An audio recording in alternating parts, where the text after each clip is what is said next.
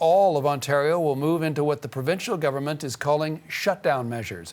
Multiple sources tell CBC News that Ontario Premier Doug Ford will make the announcement at a briefing set to start this afternoon at 1:30 Eastern Time. Laura McQuillan joins us now, just outside the CBC Broadcast Centre.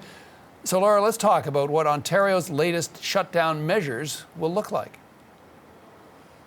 Well, John, it's going to be pretty similar to what we saw over the New Year period when Ontario went into a stay-at-home order. Now has a different name, calling it shutdown, but otherwise it is pretty similar to back then. And this is a step further than the lockdown currently in place in some parts of the province, including Toronto, Peel, Sudbury, Thunder Bay and Hamilton.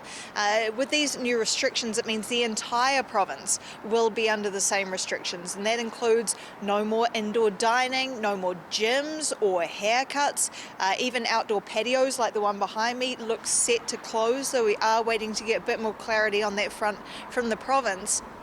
It's telling people they'll have to work from home wherever possible, but at the same time, retail will stay open. So you're told to work from home, but you can go to the mall. There will be capacity limits on that retail, but keeping it open this time around. So a difference there from what we saw back at New Year's. But this is coming as we see just a boom in cases, and in terms of those cases trickling through to intensive care admissions as well. Just seeing this morning from the Ontario Hospitals Association that there are now 430 people in intensive care in Ontario. The peak of the second wave was 420, so already surpassed that.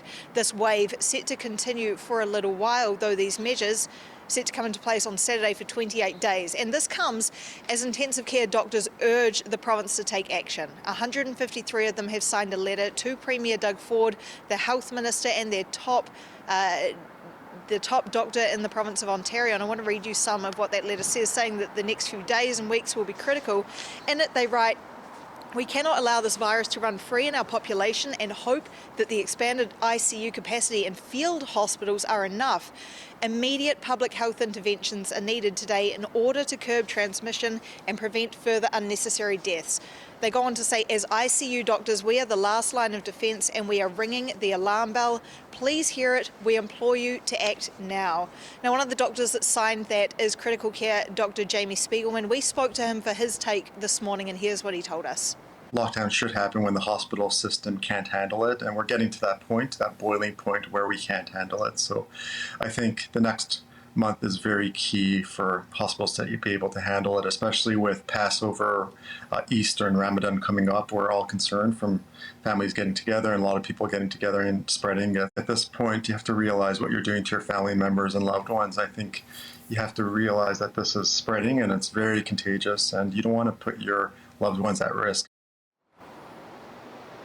But a number of doctors, a number of infectious disease specialists say even a shutdown in Ontario won't go far enough, John. They say what the government needs to be doing is targeting more at essential workers, those who still have to go to work every day, whether that's in a manufacturing plant, a food processing facility, getting them sick leave and also getting them vaccinated faster. They say that is something that will make a big difference as we see this third wave continue to rise. The other element in all of this, schools, of course, what kind of impact we expect it to have on them? Yeah, parents wondering, what is this going to mean? Is my kid going to be sent home once again? What we do know thus far is next week, after the Easter break, schools are expected to go back. There had been some confusion, one school board saying that schools would shut down, but our colleagues at Radio Canada have confirmed that schools will stay open then. The question mark is what happens after the spring break in April. That's the week of April 12th. Will school go back again after that? Well, yesterday, the Education Minister, Stephen Lecce, seemed to signal that that's what the government is planning to do with some new safety measures for students. What I can assure families is that our intention is to proceed with the April break.